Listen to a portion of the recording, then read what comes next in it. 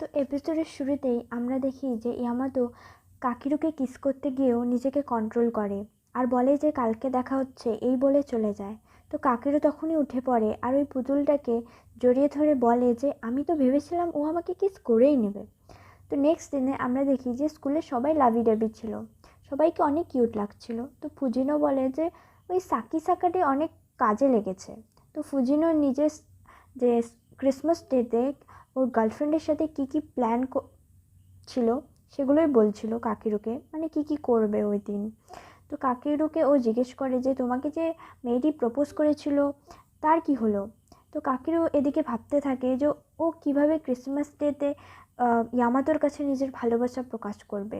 তাই ও ইয়ামাতোকে পরে জিজ্ঞেস করে যে ক্রিসমাস ডেতে ওর কোনো প্ল্যান রয়েছে কি না। তো ইয়ামাতো বলে যে না, আমার কোনো প্ল্যান নেই। তো এর জন্য কাকিরু ওকে ডেটে যাওয়ার জন্য প্রস্তাব দেয়। তো ইয়ামাতো তো পুরো খুশি হয়ে যায়, কি বলবো, অবাক হয়ে যায়, লজ্জা পেতে থাকে আর ও খুবই খুশি হয়। তো কাকিরও ভাবে যে ওই দিনই আমি আমার ফিলিংসগুলোকে ওর কাছে প্রকাশ করব।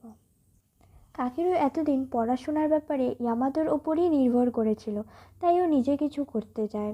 তাই ও অনেক হার্ডওয়ার্ক করছিল আর ও স্কুলে ব্রেক টাইমেও পড়াশোনা করতো।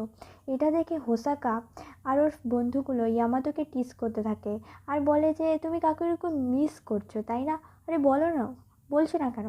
এর জন্য কাকিরু টেস্টে নাম্বার খুব ভালো আসে, 94/100। তো এটা দেখেও খুবই খুশি হয় আর ইয়ামাতোও খুব খুশি হয়।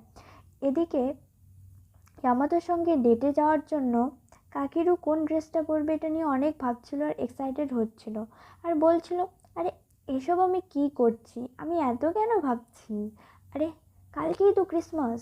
আরও এক্সাইটেড হয়ে পড়ে। নেক্সট দিনে আমরা দেখি যে ইয়ামাতো ডেটে যাওয়ার জন্য রেডি হচ্ছিল।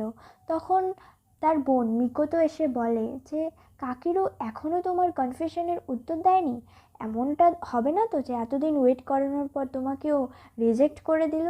তখন ইয়ামাতো বলে যদিও বা ও আমাকে রিজেক্ট করবে তাও আমি কিছু মনে করব না, আমি জানি ও এই বিষয়ে অনেক ভাবছে। আমার অনুভূতিগুলোকে জানার পরেও ও একদমই বদলায়নি, ও যেমনটা ছিল তেমনই আছে। এটাই আমার জন্য যথেষ্ট যে আমার ফিলিংসগুলোর মূল্য তার কাছে রয়েছে। ইয়ামাতো বলে যে যদিও ও আমাকে রিজেক্ট করে তাহলে আমি কাঁদবো, বেচারা। ইয়ামাতো খুব খুশি খুশি ডেটে আসছিল। তখনই ও দেখে যে একটি মেয়েকে কতগুলো বাজে ছেলে, নোংরা ছেলে ডিস্টার্ব করছে মেয়েটি না করা সত্ত্বেও। তো ইয়ামাতো একবার ইগনোর করার কথা ভাবে, কিন্তু তারপর ভাবে এখানে যদি কাকিরও থাকতো তাহলে ও কী করতো। আর ইয়ামাতো ওই মেয়েটিকে হেল্প করে ওই বাজে ছেলেগুলোর হাত থেকে। এদিকে কাকিরও ইয়ামাতোর জন্য ওয়েট করছে। ইয়ামাতো যখন আসে তখন ওই মেয়েটিও পেছন থেকে বলে হাই। তো কাকিরোর একটু শখ লাগে, স্বাভাবিক। পরে ওরা তিনজনে একটি টেবিলে বসে কফি খাচ্ছিল। ইয়ামাতো বলতে যাবে যে আমাদের একটু আগেই দেখা হয়েছে, কিন্তু তখনই ওই কাকিরোর সামনে ওই মেয়েটি ইয়ামাতোর গায়ে ঢলে পড়ে আর বলে যে একটু আগে আমাদের খুবই কুল ছিল, ও খুবই কুলভাবে কাজ করেছে। স্বাভাবিক কাকিরুর খারাপ লাগছিল। ইয়ামাতো আবার বলে যে কতগুলো ছেলে ডিস্টার্ব করছিল। তো এই কথাটি বলার আগে মেয়েটি বলে ওঠে তোমরা নিশ্চয়ই খুব ভালো বন্ধু যে ক্রিসমাসের দিনেও একসাথে ঘুরছো, তো তোমাদের মধ্যে কেমন সম্পর্ক। কাকিরু ভাবতে লাগে যে কি উত্তর দেবে। তো ইয়ামাতো কাকিরুর মুখের দিকে তাকিয়ে বলে যে আমরা ছোটবেলার বন্ধু। কাকিরুর এতে খুবই খারাপ লাগে এটা শুনে। তো ও উঠে দাঁড়ায় আর বলে যে আমি বাড়ি যাচ্ছি, তোমরা দুজনে মজা করো। কাকিরু ছুটে ছুটে যাচ্ছে, ইয়ামাতো ওর পেছন পেছন ছুটছে, কিন্তু কাকিরু থামছে না। শেষে ইয়ামাতো কাকিরুকে থামাতে যায় আর কাকিরু পড়ে যায়। ইয়ামাতো বলে যে সরি, আর তুমি ঠিক আছো তো। তো কাকিরু বলে যে তুমি তার মানে তুমি আমাকে ভালোই বাসোনি। ইয়ামাতো অবাক হয়ে তাকিয়ে থাকে। কাকিরু আবার বলে যে কেন তুমি ওই মেয়েটাকে নিয়ে এসেছো। ইয়ামাতো বলে না না, ওই মেয়েটার সঙ্গে তো আমার রাস্তায় দেখা হয়েছে।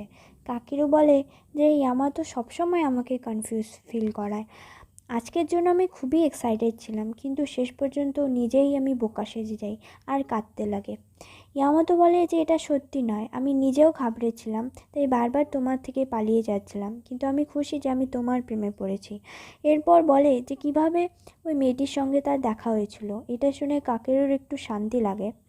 ইয়ামাতো কাকেরুর চোখের জল মুছিয়ে দেয় আর বলে যে তুমি কাঁদছো কেন? তখন কাকেরু বলে যে কারণ আমি তোমাকে ভালোবাসি। ইয়ামাতো কাকেরুকে জড়িয়ে ধরে বলে যে শেষ পর্যন্ত আমি তোমাকে পেয়েছি।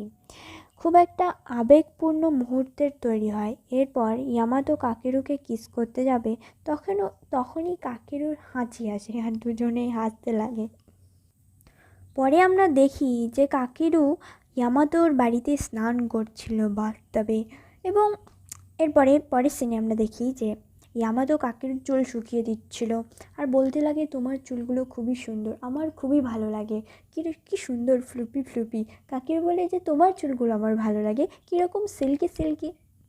ওদের মধ্যে একটু রোম্যান্টিক মুহূর্তের তৈরি হয়। ওরা একে অপরের দিকে তাকিয়ে দেখে হাসে। ইয়ামাতো বলে যে আমি চাইছিলাম তুমি আমার এখানে থাকো, তাই তোমার শরীর খারাপের বাহানা দিয়েছিলাম, সরি। কাকেরু বলে যে আমিও ওটাই চেয়েছিলাম, তোমার সঙ্গে থাকতে।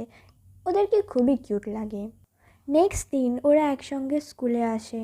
ইয়ামাতো কাকেরুর হাতটা ধরে আর কাকেরু লজ্জা পেয়ে যায় আর বলে যে কেউ দেখে ফেলবে। তো ইয়ামাতো পর্দা দিয়ে নিজেদেরকে ঢেকে ফেলে আর বলে আমি কি এখন করতে পারি? কাকেরু ঘাবড়ে যায়। তখনই ক্লাসে একটা স্টুডেন্ট চলে আসে। কাকেরু ভাবতে লাগে আমরা কি এখন সত্যিই কাপল? ও ভাবতে লাগে যে হে ঈশ্বর, আমরা কি সত্যি ডেট করছি? ও শুনছিল যে কতগুলো মেয়ে ব্রেকআপ নিয়ে কথা বলছে। তখনই ইয়ামাতো আসে আর ও পিছন ঘুরে দেখতে যাবে, তো ও পা মুচকে পড়ে যায় কাকেরু। ইয়ামাতো ওকে পিঠে করে নার্সিং রুমে নিয়ে আসে, ব্যান্ডেজ করে দেয়। তখন কাকেরু বলে যে আমি একটু ঘুমোবো, রাতে আমার ঘুম হয়নি। তখন ইয়ামাতো বলে যে আমারও, আসো তোমাকে আমি বেডে নিয়ে যাই, আর ওর পিঠটা এগিয়ে দেয়। কাকেরু বলে যে লাগবে না, আমি হেঁটে যেতে পারবো। কাকেরু ইয়ামাতোকে জিজ্ঞেস করে যে ওর কেন ঘুম হয়নি। তো ইয়ামাতো বলে যে আমি তোমার কথা ভাবছিলাম, তাই ঘুম হয়নি। আর ভাবছিলাম যে আমি কি করতাম যদি সকালে তোমার ফিলিংসগুলো চেঞ্জ হয়ে যেত, এগুলোই ভাবছিলাম। তো ইয়ামাতো বলে যে তুমিও ঘুমোতে পারোনি, এটা জেনে আমার ভালো লাগছে যে তুমিও সেম কথাই ভাবছিলে। এদিকে কাকেরও ভাবছিল যে ইয়ামাতো কি সুন্দর নিজের ফিলিংসগুলোকে সরাসরি তাকে বলে দেয়, তাই ওরও জানানো উচিত। তাই ইয়ামাতোকে ও প্রপোজ করে। ইয়ামাতো পুরো অবাক হয়ে যায়। কাকেরু বলে যদি এই অনুভূতিগুলো এত সহজে বদলে যেত তাহলে আমি এত ভাবতাম না এগুলোকে নিয়ে। আমি তোমাকে সত্যিই ভালোবাসি আর আমি তোমার স্পেশাল কেউ একজন হতে চাই। তুমি কেমনটা ভাবো আমাকে নিয়ে?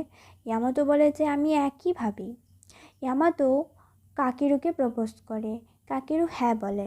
কাকেরু ওই বেডটাতে শুয়ে পড়ে আর বলতে লাগে যে আমি অনেক নার্ভাস ছিলাম, আমি আমার ফিলিংসগুলোকে তোমাকে বলতে চেয়েছিলাম, আমি আমার কুল সাইডটা তোমাকে দেখাতে চেয়েছিলাম, পড়াশোনায় আমি অনেক হার্ডওয়ার্ক করেছি, পার্কেও তোমাকে বলতে চেয়েছি, আর বৃষ্টিতে ভিজে নিজেকে ঠান্ডা লাগিয়েছি। ইয়ামাতো বলে যে তুমি এত কিছু করেছো আমার জন্য। কাকেরুর ক্লাসরুমে চলে যেতে নেয়, কিন্তু ইয়ামাতো কাকেরুকে তখনই কিস করে। এবার ওদের মধ্যে মিউচুয়াল কিস হচ্ছিল। তখনই ওদের টিচার আসেন আর দেখেন যে কাকেরু শুয়েছিল আর ইয়ামাতো ওর পাশে বসেছিল। ইয়ামাতো বলে যে কাকেরুর শরীর ঠিক নেই, তাই ও একটু রেস্ট নিচ্ছে। এটা দেখে ওদের টিচার চলে যান। ইয়ামাতো কাকেরুকে কপালে কিস করে আর চলে যায়।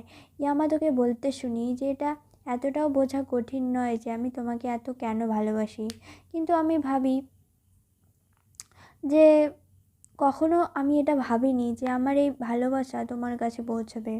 কাকেরু বলে যে এই ফিলিংসগুলো খুবই পেইনফুল ছিল, কিন্তু আসলে এগুলো আনন্দে পরিণত হয়েছে। আমি জানি ভবিষ্যতে অনেক কিছুই হবে, হয়তো ঝগড়া হবে, কান্নাকাটি হবে, কিন্তু প্রত্যেকবার আমি একই কথা বলতে চাই, এই অনুভূতিগুলো যেন তোমার কাছে পৌঁছে যায়। এবং এখানেই এই এপিসোডটি এন্ড হয়ে যায়। This is the last episode, so thank you for listening, guys, and thank you for all the support.